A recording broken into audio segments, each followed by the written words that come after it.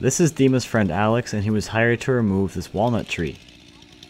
Since part of the removal involves disposal of the tree, Alex asked if we wanted it. This offer came at a perfect time, as it would be a good test for my log lift that I recently built for my trailer. Alex was trying to get the tree to fall into the open lawn, but it ended up wanting to go the other way, so I had to pull it over with the rope.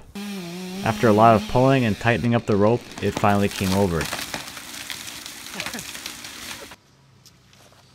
We helped Alex load the brush onto his trailer, and then we could start loading the trunk.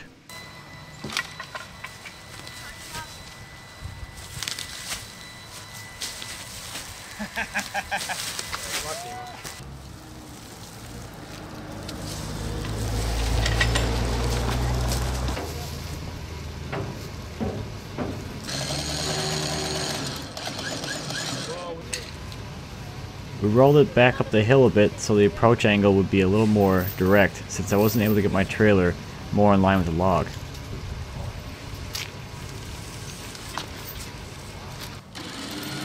The first part of the lift went well, and we positioned some smaller logs underneath to help protect the lawn.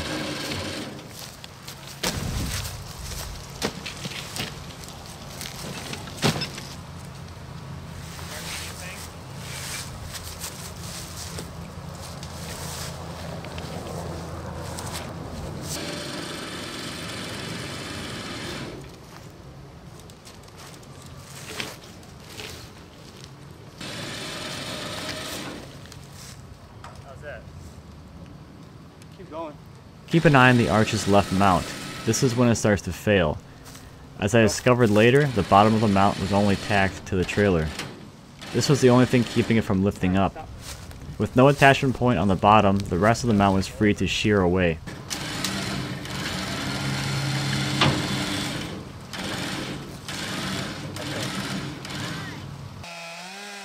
With the log up on the trailer, the homeowner requested that the log be cut to a shorter length to make it more manageable.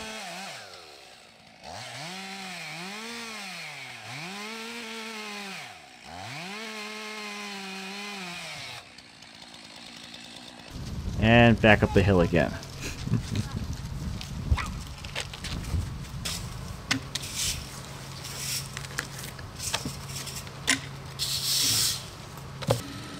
We positioned the log on the right side to hopefully put most of the force on the other mount. The only thing holding the left mount to the trailer at this point was the bead along the top.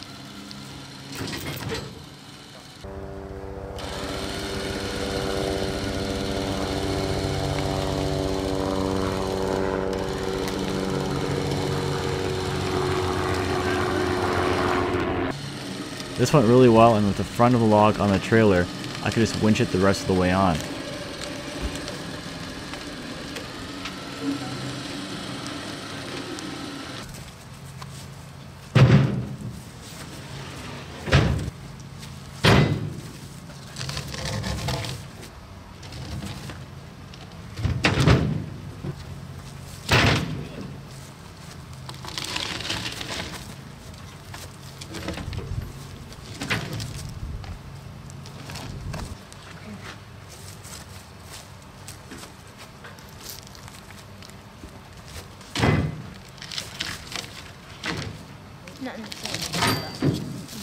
Dima and I threw the smaller logs on the trailer, and we were off.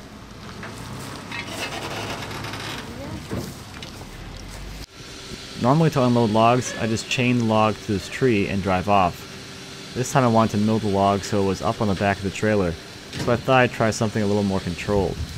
This gave me an opportunity to play with the winch some more.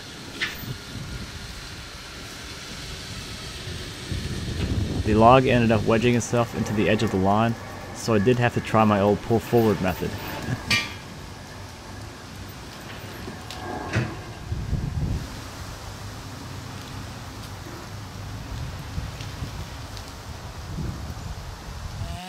I attached my ladder and started cutting, and wow, this was so much easier with gravity working with me.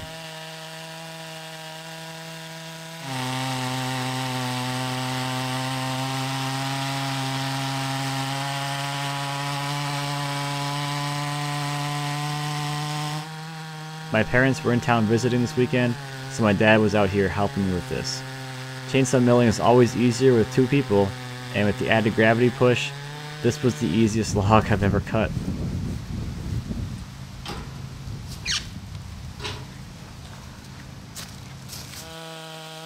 When the first cut was made, I could start repetitive slabbing cuts. I set my mill to 2 1/8 inch, and these cuts took about 4 to 5 minutes each.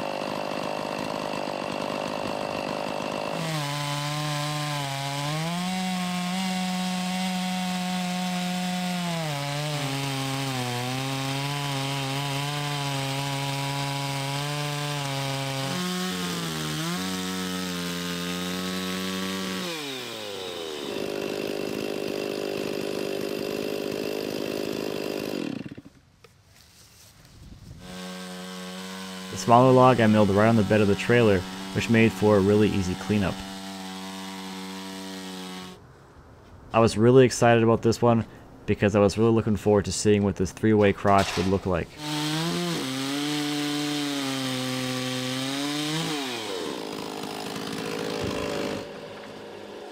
I'm cutting these to the same thickness of 2 1/8 inch, and each of these cuts took about 1.5 to 2 minutes.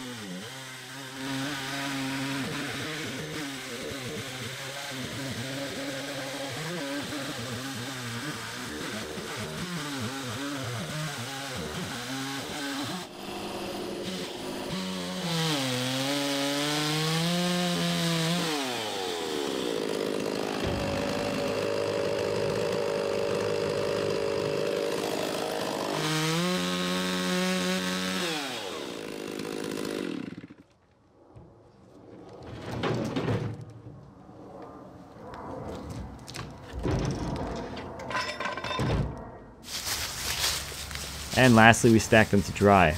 I used 2 concrete blocks for this log, since it's easier to get 2 blocks leveled than a bunch of them. We set down the first slab, and I adjusted the blocks until the slab lay flat on its first sticker.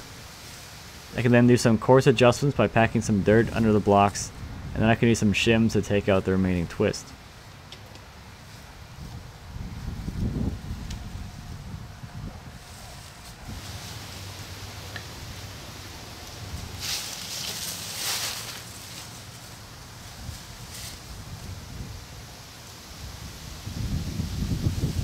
Then we can just stack them in the sequence they were cut, and to save some space, we stack the smaller log on top of the larger one.